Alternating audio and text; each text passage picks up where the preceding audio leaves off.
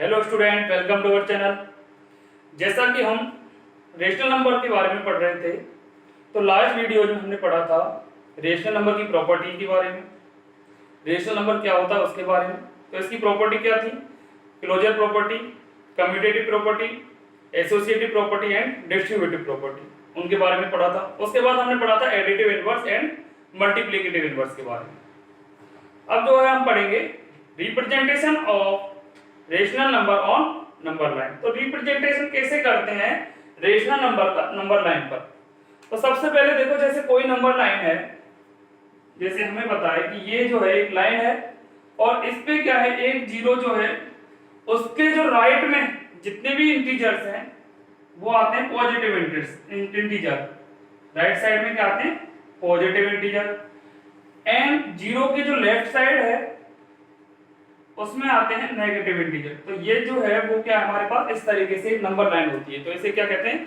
ये एक number line है जिसपे क्या होते हैं, जीरो के राइट साइड में तो आएंगे पॉजिटिव इंटीजर एंड जीरो के लेफ्ट साइड में आएंगे नेगेटिव इंटीजर। इस तरीके से अगर किसी रेशनल नंबर को इस पर जो है नंबर लाइन है उस पर क्या करना पड़े, रिप्रेजेंटेशन। तो किस तरीके से करेंगे? तो सबसे पहले देखो, जैसे एक मैंने ले लिया एग्जांपल 3/5, इसको रिप्रेजेंट करना है किस पर? नंबर लाइन पर। तो किस तरीके से करेंगे? जैसे कि हमें पहले देखना होगा कि 3/5 जो है वो किसके बीच में आ रहा है, यानी किन दो इंटीजर्स के बीच में आता है। तो जैसे 3/5 सॉल्व करते हैं तो कितना आता है? 0.6, यानी डिवाइड देने पर कितना आ रहा है? 0.6। तो इसका मतलब हो गया जो 0.6 यानी कि 3/5 किसके बीच में आ रहा है? 0 एंड 1 के बीच में आ रहा है। तो सबसे पहले देखते हैं, जो है ये आएगा 0 एंड 1 के बीच में। तो हम इसको इस तरीके से लिखते हैं, थोड़ा दूर 0 1 एंड 2, ऐसे इधर -1 और -2। अब जो है 3/5 किसके बीच में आ रहा है? 0 एंड 1 के बीच में आ रहा है। तो इसको किस तरीके से इस नंबर लाइन पे शो करेंगे? सबसे पहले देखो डिनोमिनेटर में, जैसे डिनोमिनेटर में कितना दे रखा है? 5, यानी कि 0 एंड 1 जो है इसके बीच की जो लेंथ है उसको हम कितने इक्वल पार्ट में डिवाइड करेंगे? 5 इक्वल पार्ट में। अगर यहाँ पे होता डिनोमिनेटर में 13 तो हम 13 इक्वल पार्ट करते, 7 होता डिनोमिनेटर में तो 7 इक्वल पार्ट करते। जैसे अब 3/5 यानी कि डिनोमिनेटर में कितना है? 5। तो हम क्या करेंगे, 0 एंड 1 के बीच में जो लेंथ है उसमें क्या करेंगे, उसको 5 इक्वल पार्ट में डिवाइड करेंगे। किस तरीके से? 1 पार्ट हो गया, 2 3 4 एंड 5। देखो 1 2 3 4 और 5 इक्वल पार्ट हो गए। तो उसके बाद देखना 3/5 जो है वो कहां आता है? तो 0 के बाद आता है 1, तो ये हो गया 1/5, ये हो गया 2/5। इस तरीके से ये आ गया हमारा 3/5। तो ये जो 3/5 है वो यहाँ पर शो हो रहा है।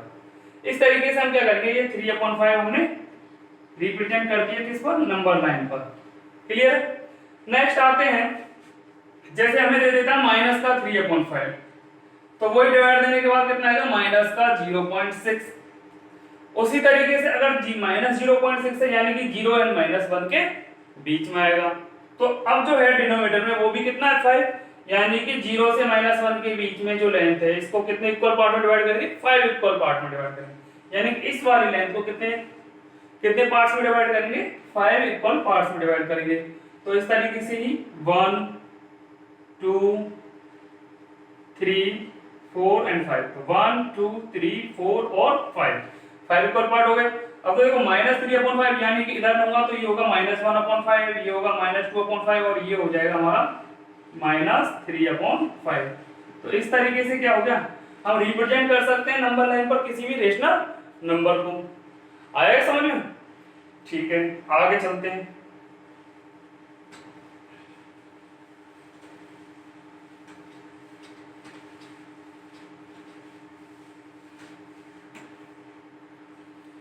अब जैसे कोई रेशनल नंबर है बिटवीन टू रेशनल नंबर के बीच में, जैसे हमें दे रखे हैं दो रेशनल नंबर, यानी कि हमें रेशनल नंबर फाइंड करना है,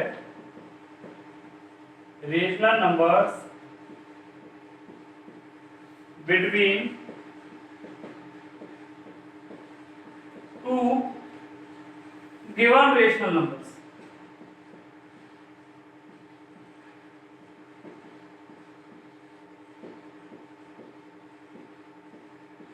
यानी कि हमें क्या दे रखा है? दो रेशनल नंबर दिए हुए हैं और दो रेशनल नंबर के बीच में जितने भी रेशनल नंबर हैं उनको किस तरीके से फाइंड करते हैं।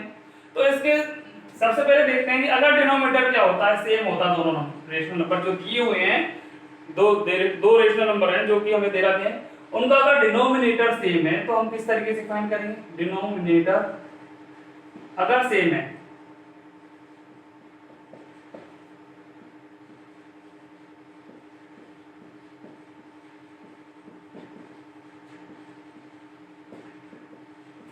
रेशनल नंबर, जैसे एक जो है, एक रेशनल नंबर दे दिया हमें 6/11 और दूसरा रेशनल नंबर दे दिया हमें 10/11, और इनके बीच में अगर हमसे पूछ लेता है, यानी 6/11 एंड 10/11, इनके बीच में हमसे पूछ लेता है कि फाइंड 3 रेशनल नंबर, तो 3 रेशनल नंबर जो हैं वो किस तरीके से फाइंड करेंगे 6/11 एंड 10/11 के बीच में? तो सबसे पहले देखो, इधर जो है डिनोमिनेटर वो भी क्या है 11, इधर भी डिनोमिनेटर में क्या है 11, यानी कि डिनोमिनेटर क्या है सेम है। तो हम सीधा सीधा क्या कर सकते हैं, 6/11 के बाद जो नेक्स्ट वाली टर्म होगी वो होगी 7/11, फिर आएगा 8/11, फिर आएगा 9/11, यानी कि अगर डिनोमिनेटर सेम है तो न्यूमरेटर क्या करते जाएंगे, हम बढ़ाते जाएंगे इस तरीके से। नेक्स्ट क्या आ जाएगा 10/11। तो हमारे पास जो 3 रेशनल नंबर आ गए हमारे पास, इनके बीच में 6/11 एंड 10/11 के बीच में 7/11, 8/11 एंड 9/11, इस तरीके से। तो जो है वो इस तरीके से बढ़ते जा रहे हैं, तो इसलिए क्या करेंगे, क्योंकि 6/11 छोटा है और सबसे बड़ा है 10/11, तो हम इस तरीके से उसको रिप्रेजेंट कर सकते हैं। नेक्स्ट आते हैं, ये तो था डिनोमिनेटर सेम, अगर डिनोमिनेटर क्या होते हैं सेम होते हैं दोनों रेशनल नंबर्स के, तब हम किस तरीके से फाइंड करते हैं 3 रेशनल नंबर को, ऐसे करते हैं। तो नेक्स्ट आता है, अगर डिनोमिनेटर क्या होते हैं डिफरेंट होते हैं,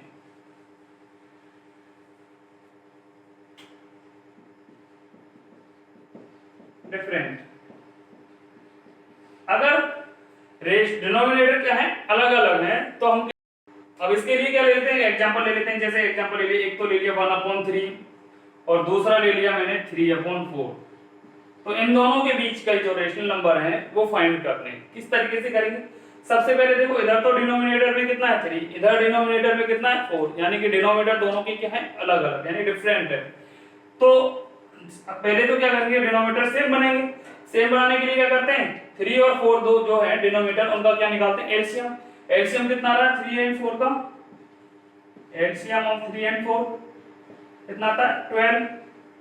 तो इसका जो एलसीएम आया वो हमारे पास कितना आया 12 आया।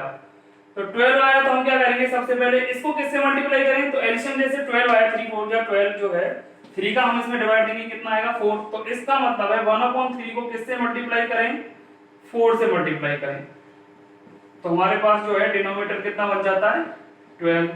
इसी तरीके से जैसे क्या है 3/4, तो 3/4 जो है इसको भी हमें डिनोमिनेटर क्या बनाना 12 बनाना है। तो क्या करेंगे, जो 4 है इसका डिवाइड देंगे 12 में, कितना आया 3।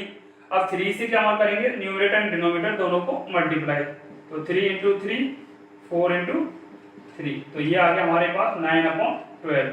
तो अब दोनों में जो है डिनोमिनेटर क्या हो गया सेम हो गया। तो 4/12 एंड 9/12 दोनों का डिनोमिनेटर सेम है, तो सेम है तो क्या कर सकते हैं, न्यूमरेटर को हम इंक्रीज कर सकते हैं और सीधा सीधा क्या निकल जाएगा। अब जैसे इसने कहा था only find 4 rational number between 1/3 and 3/4, तो देखो 4/12, इसके नेक्स्ट आएगा 5/12, इससे नेक्स्ट आएगा 6/12, 7/12, 8/12, फिर आएगा 9/12। ठीक है। अब जैसे अगर हम इसको क्या कर सकते हैं, लोएस्ट फॉर्म में चेंज करें, जैसे ये कर दिया 4 1 ये हो जाएगा 1/3, ऐसे ही हो जाएगा 5/12, ये हो जाएगा। तो सबसे पहले देखते हैं ये क्या है, इस तरीके से बढ़ते जा रहे हैं, और ये हो जाएगा 1/2, वही इसको हम 7/12 लिखेंगे। इसको सोल्व करके क्या आएगा 4 2 8 4 3 12 2/3, इसको सोल्व करके 3 3 9 3 4 12। तो इस तरीके से क्या है, ये जो है रेशनल नंबर हम फाइंड कर सकते हैं अगर डिफरेंट ऑर्डर में दे रखे हो, यानी कि अगर डिनोमिनेटर डिफरेंट हो तब, और न्यूमरेटर अगर सॉरी डिनोमिनेटर अगर सेम हो तब। तो किस तरीके से रेशनल नंबर निकालते हैं। किन्हीं दो रेशनल नंबर्स के बीच में। ओके, आज के लिए इतना ही।